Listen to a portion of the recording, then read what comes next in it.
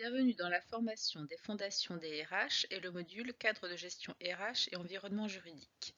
Cette courte vidéo a pour objectif de vous présenter la prélecture obligatoire du chapitre 4 sur l'application du cadre de gestion RH de la mission en relation avec les autorités locales et les partenaires opérationnels.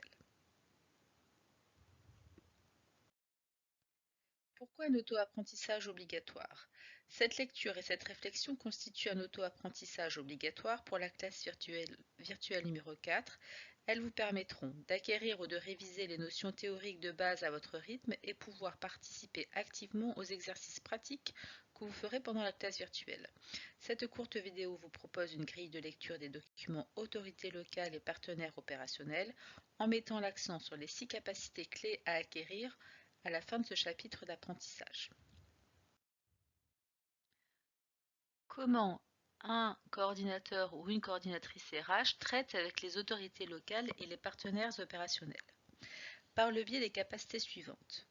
Pour la capacité à traiter avec les autorités extérieures, identifier les acteurs externes, identifier les possibilités et les limites de la communication avec les autorités externes, identifier les bons réflexes pour gérer un contrôle de l'inspection du travail ou de l'administration fiscale, expliquer le rôle du coordinateur ou de la coordinatrice RH en cas de litige devant les tribunaux du travail et les aides disponibles.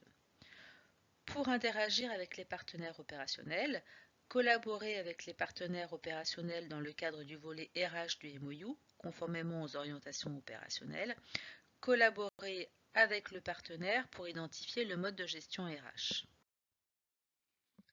Qui sont les autorités locales ou autorités externes?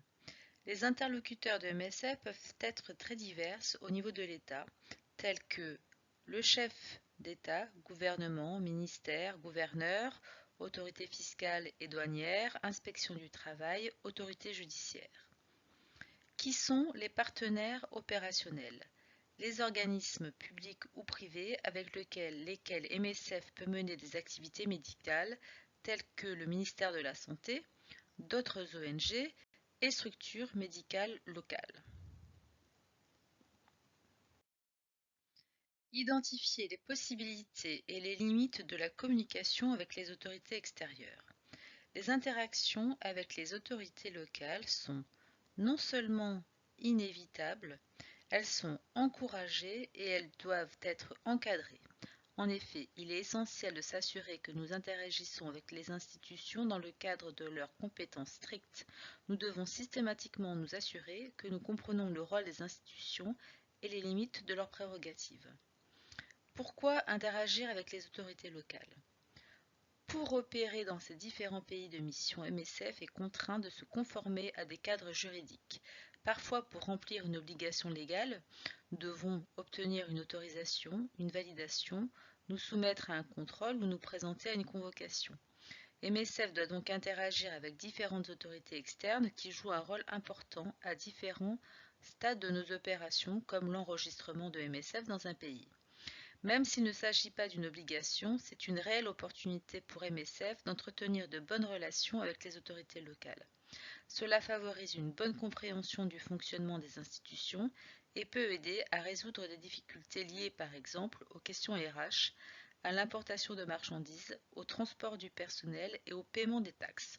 Cela peut même faciliter l'obtention de dérogations ou d'exemptions.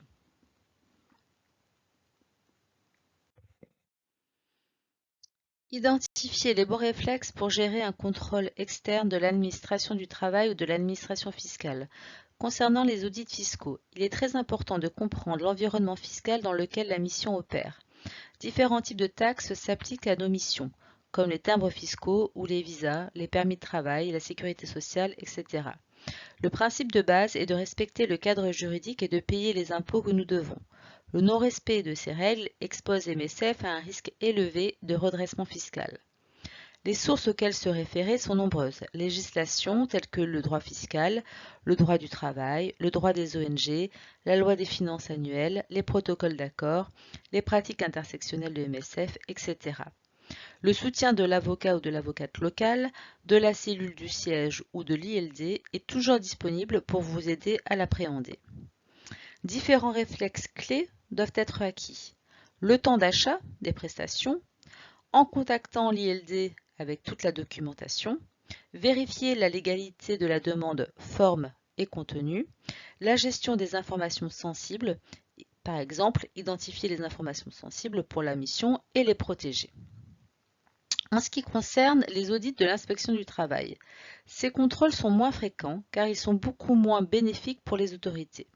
Les réflexes à adopter sont sensiblement les mêmes que pour les contrôles fiscaux.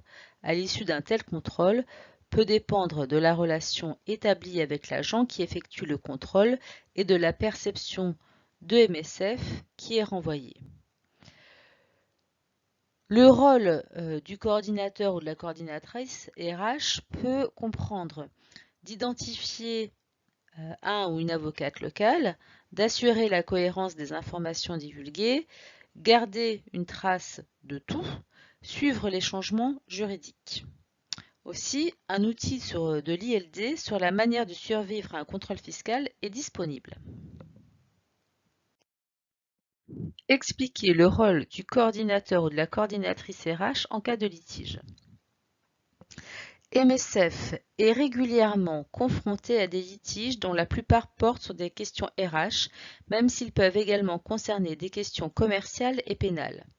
En cas de litige, les premiers réflexes du co-RH seront de contacter son avocat local, d'informer la cellule et l'ILD et de commencer à rassembler les éléments du dossier.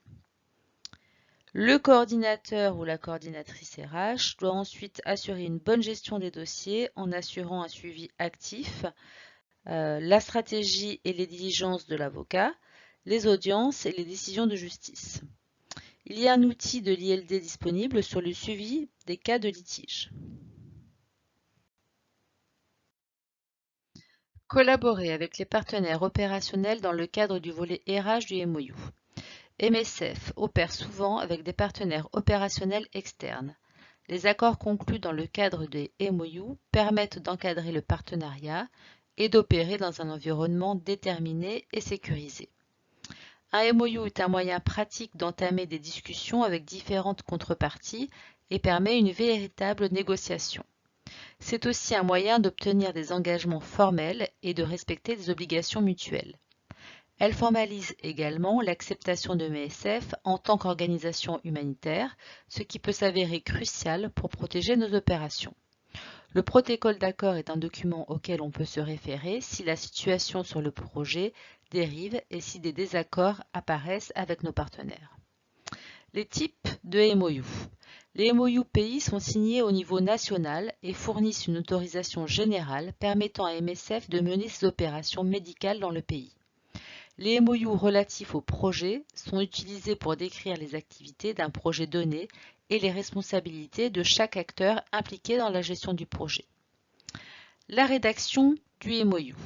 La première étape de la rédaction d'un MOU consiste à rassembler tous les aspects contextuels. Ensuite, les objectifs doivent être définis avec précision, c'est-à-dire ce que nous voulons obtenir grâce à ce MOU. Les risques liés à la mise en œuvre du projet et au partenariat lui-même doivent être envisagés de manière approfondie.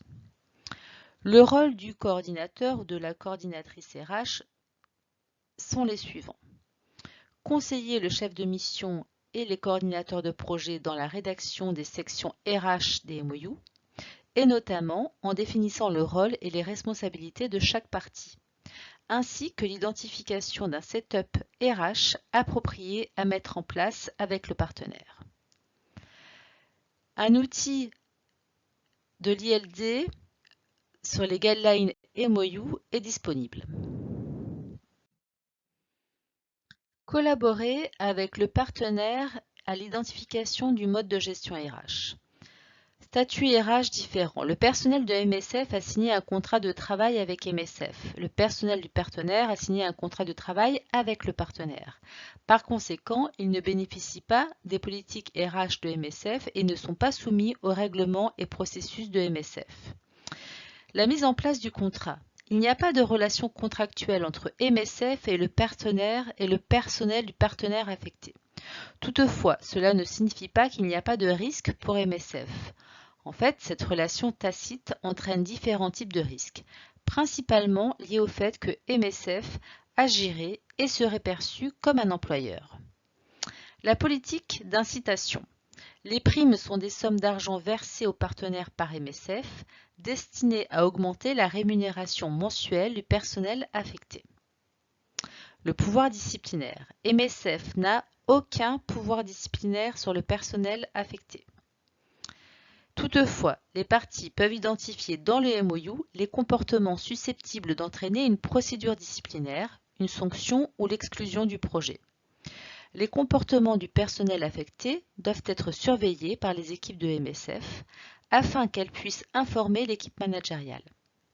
La procédure disciplinaire proprement dite ne peut être officiellement engagée par MSF, elle reste de la responsabilité du partenaire.